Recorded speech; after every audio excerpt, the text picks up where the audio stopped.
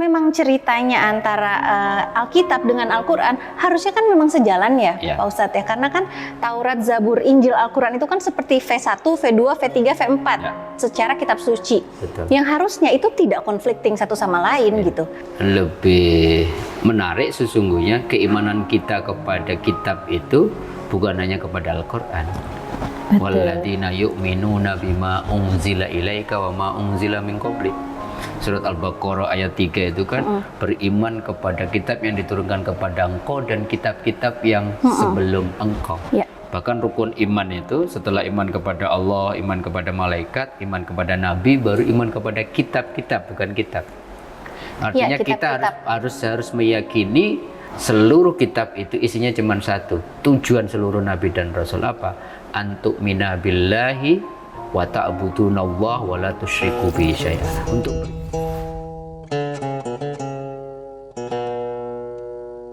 Baik, Pak Ustadz nih, saya ini kan suka ngadi-ngadi ya Pak Ustadz ya. Saya kalau lagi iseng itu sempat waktu itu ngebandingin Al-Quran dengan terjemahan bahasa Indonesia dan bahasa Inggris, saya bandingin katanya ternyata pemahamannya bisa berbeda sekali gitu. Nah waktu itu sempat juga saya lagi iseng, saya cari ayat-ayat yang sama antara Al-Quran dengan Alkitab. Emang ya, gitu. pencari betul. Karena akhirnya ternyata yang saya lihat memang ceritanya antara Alkitab dengan Al-Quran harusnya kan memang sejalan ya, Pak Ustadz ya. Karena kan Taurat, Zabur, Injil, Al-Quran itu kan seperti V1, V2, V3, V4 secara kitab suci. Betul. Yang harusnya itu tidak konflikting satu sama lain gitu. Kalau Pak Ustadz melihatnya kayak gini seperti apa Pak Ustadz? Pertama lebih menarik sesungguhnya keimanan kita kepada kitab itu bukan hanya kepada Al-Quran. Walladzina yu'minuna bima unzila ilaika wa ma unzila min qablik. Surat Al-Baqarah ayat 3 itu kan beriman kepada kitab yang diturunkan kepada engkau dan kitab-kitab yang sebelum engkau. Bahkan rukun iman itu setelah iman kepada Allah, iman kepada malaikat, iman kepada nabi, baru iman kepada kitab-kitab, bukan kitab. Artinya kita harus meyakini sebagai bagian dari rukun pokok keimanan kita, Allah itu pernah menurunkan tidak saja kitab Al-Quran, tapi kitab-kitab sebelumnya, yaitu kitab Taurat, Zabur, dan Injil. Maka kemudian karena ini bersumber dari zat yang sama, maka mestinya semua kitab-kitab yang pernah diturunkan oleh Allah itu sama, ada kalimatun sawa'nya, ada benang merahnya. Yang membedakan adalah masing-masing kemudian diturunkan untuk memberikan respon, guidance masing-masing umat dalam kondisi zaman yang berbeda. Profesor Dr. Nurholis Majid yang kita kenal dengan Cak Nur memberikan ilustrasi menarik tentang perjalanan kitab itu. Jadi seluruh ajaran Nabi dari Nabi Adam sampai Nabi Muhammad, termasuk kitab-kitab yang diturunkan, itu bersifat linear progresif. Linear itu ada benang merahnya. Seluruh kitab itu isinya cuma satu. Tujuan seluruh Nabi dan Rasul apa? Antu'mina billahi wa ta'budunallaha wa la tusyriku bihi syai'an. Untuk beriman kepada Allah, menyembah hanya kepadanya, jangan sekutukan dia. Syariatnya beda-beda. Iya, caranya beda-beda. Puasanya orang Yahudi beda, puasanya Nabi Ibrahim beda, cara sholatnya beda. Tetapi semuanya mengekspresikan penyembahan dan tauhid, mengajak menyembah kepada Allah yang satu. Tetapi betul tadi ada volume 1, 2 sampai, makanya ada progresifnya. Nabi Muhammad adalah khatamul anbiya wal mursalin. Quran ini karena kitab penutup, maka dia sudah disempurnakan kira-kira volume terakhirnya. Maka kalau orang mau fair melihat kesepakatan yang bahwa semuanya adalah linear progresif, mestinya kalau ada edisi yang disempurnakan, maka kemudian ngambil yang edisi lebih sempurna, edisi terakhirnya. Maka kalau Mbak Tiwi membaca kitab Al-Quran itu digambarkan orang-orang Yahudi, orang-orang Nasrani tahu betul isi Quran. Karena memang sudah disebutkan dalam kitab-kitab mereka. Cuman Allah sendiri mengatakan wa yuharrifuna mereka mencoba mengganti-ganti isi kitab itu dan disesuaikan dengan kehendak mereka, karena mereka orang Yahudi itu bukan tidak percaya Nabi Muhammad diberi kitab suci yang paling akhir, dijadikan Nabi dan Rasul, tetapi mereka cuman kok dia ya, mestinya kami dong Bani Israel yang umat paling terbaik benar gitu padahal ya. mereka minta ya Allah turunkan kami Nabi yang paling sempurna yang menjadi penutup akhir zaman. Tapi ketika dikasih Nabi dari keturunan Ismail, yang kita tahu kalau kita rujuk Nabi Ibrahim itu dua, Nabi Ibrahim dari Sarah ketemu Ishak, dari Ishak melahirkan Yakub, dari Yakub itulah disebut Bani Israel. Dan ini dari istri pertama, bukan budak, tetapi ketika Nabi Ibrahim menikah dengan Hajar, keluarlah Nabi Ismail. Dari Nabi Ismail itu nggak ada nabi-nabi.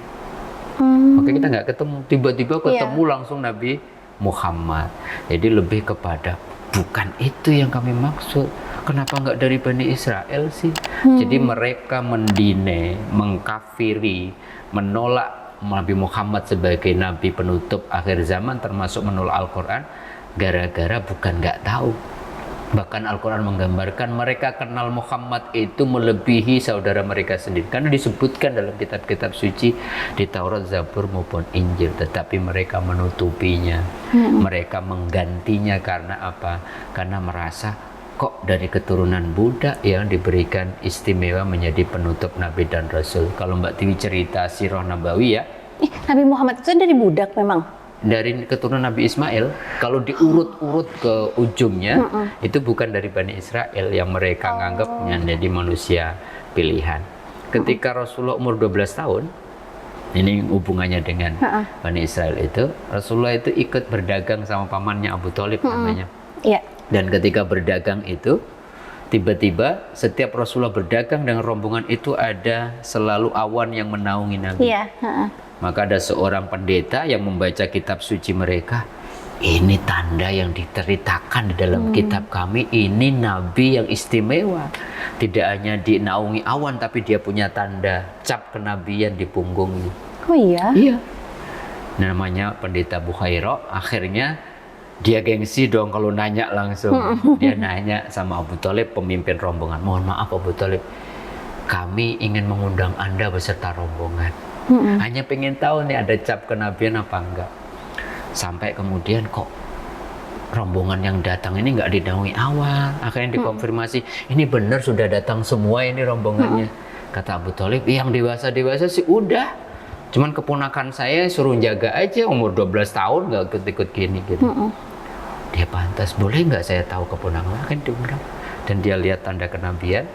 Dan kemudian pendeta Bukhaira yang masih membaca kitab suci, Injil, dan itu yang masih asli, saya pesan keponakanmu ini nanti akan menjadi nabi penutup akhir zaman. Aduh ya Allah. Dan kemudian dia akan dimusuhi, akan dibunuh, tidak saja oleh umatnya, tapi orang-orang yang khawatir bahwa mereka kemudian tidak terwakili menjadi nabi penutup akhir.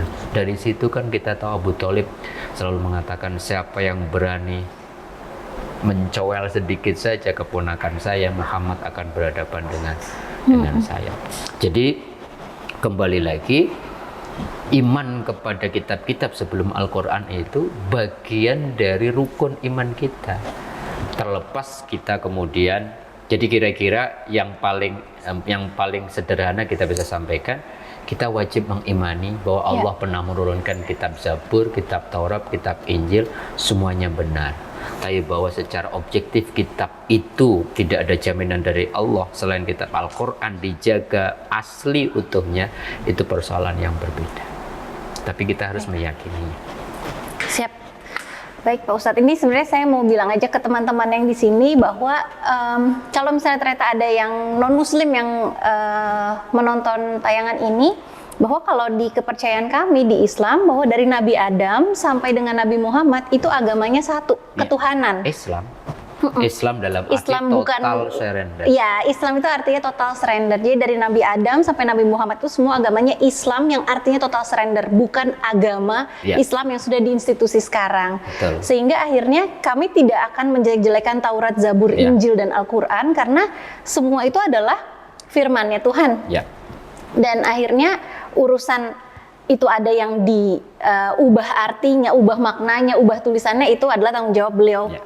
kepada Tuhan. Tapi kami di Muslim ini kami tidak menyalah-nyalakan agama yang lain. Dan harus meyakini Dan- bahwa itu kitab suci. Betul, begitu. Jadi semoga ini bisa menjadi kedewasaan yang lebih Ya. dalam beragama gitu, bahwa kita bukan mencari yang paling benar, karena terkadang ya mungkin kebenarannya untuk teman-teman ada yang di versi 1 Ya. atau di versi 2 atau di Ya. versi 3 atau Ya, di versi lakum 4. dinukum waliyadin bisa Betul. kita turunkan menjadi lakum kitabukum walana kitabana. Kitab kalian, kitab kalian, kitab kami, saling menghormati, tasamuh gitu. Iya, masing-masing punya klaim kebenaran, itu harus wajib keyakinan, tapi tidak boleh menafikan kebenarannya. Betul, ini terjadi sekali Pak Ustadz. Jadi kalau mau ngikutin contoh kasus ya. Jadi saya tuh waktu itu pas lagi Natal, Pak Ustadz. Jadi saya benar-benar bandingin, saya lihat pokoknya ayat-ayat Alkitab Kelahiran. soal Kelahiran. Nabi Isa dengan Maryam, dan di Al-Quran juga tentang itu hal yang sama.